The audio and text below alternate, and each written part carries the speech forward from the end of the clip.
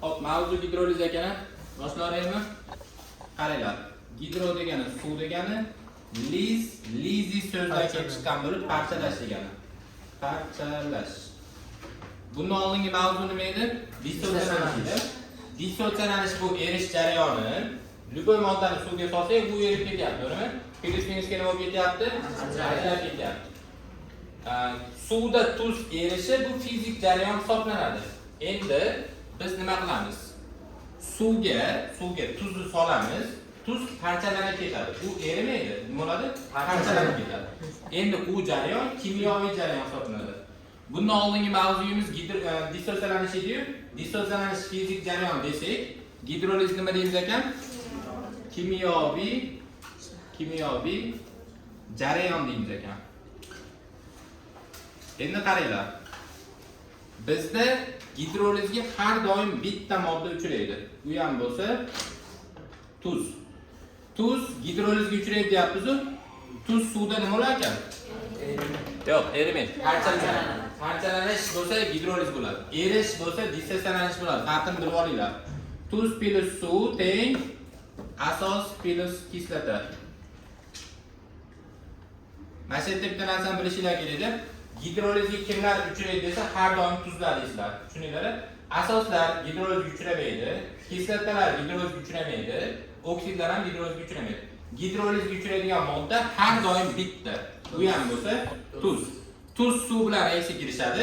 Hosil bo'ladigan mahsulot ham har doim bir xil. Har doim nima bilan nima hosil bo'ladi? Asos bilan kislota. To'g'rimi? Endi qaranglar. Tuz suvga tushsa erib ketishi kerak edi-yu. Nimaga endi bu yerda parchalanib ketyapti desanglar, oddiy jarayon tushuntiraman, qaranglar. Tuzni tarkibi qarang, formulasi metal hamda kislota qoldi va suvning formulasi HOH. H emas, HOH deylik. Endi metal bilan OH birga bo'lib, metal OH hosil qiladi. To'g'rimi? H bilan kislota qoldig'i birga bo'lib, kislotani hosil qiladi. Demak, asos bilan kislota hosil bo'lar ekan. Masalan, oddiy misol, osh tuzi, natriy xlor suvga tushdi. Osh tuzi suvda parchalanadimi, suvda eriydimi? O'zi aslida ikkovsi ham ketadi. Ham eriydi, ham parchalanadi. Faqat farqi nimada desanglar, qaranglar. Natriy bilan OH birga bo'lib, natriy OH hosil qiladi. To'g'rimi? Natriy OH eriydigan modda, plus minusga ajraydigan modda.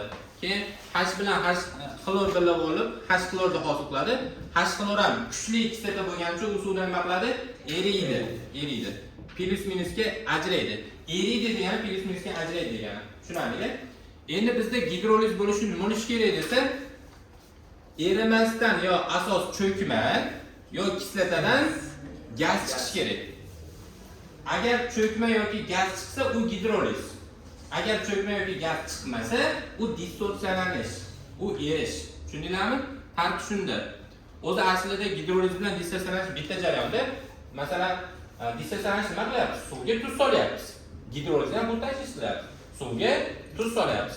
Farqi nimada desa, bittasida erish ketar ekan, bittasida u ham eriydi, faqat cho'kma yoki gaz chiqar ekan. Tushunarlimi? Oddiy misol mana.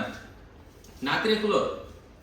Natriy xlor ichida natriy ham kuchli, xlor ham kuchli. Natriy OH hosil bo'lyapti. Bu kuchli asos hisoblangani uchun u suvda eriyapti. Eriyapti degani plus minusga ajrayapti. H xlor kuchli kislota. Kuchli degani eriydi degani. Eriydi degani plus minusga ajraydi degani. Endi qaranglar.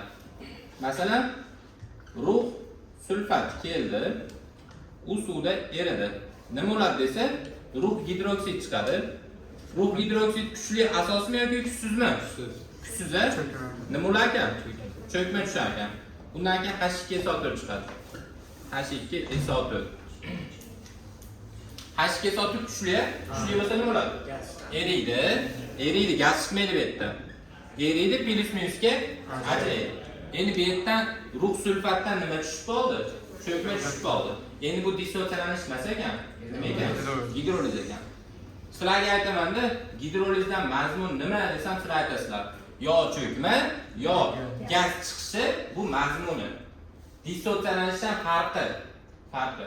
Biz aytganmiz hali fizik jarayon bilan kimyo jarayon nima farqi bor desa, fizik jarayonni orqaga qaytarish iloji bor.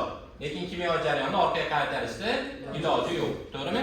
Masalan, tuzni suvda eritdim. Tuzli suv paydo bo'ldi. Tuzli suvning ichida tuz nima qilyapti? Yaxshi eriyapti.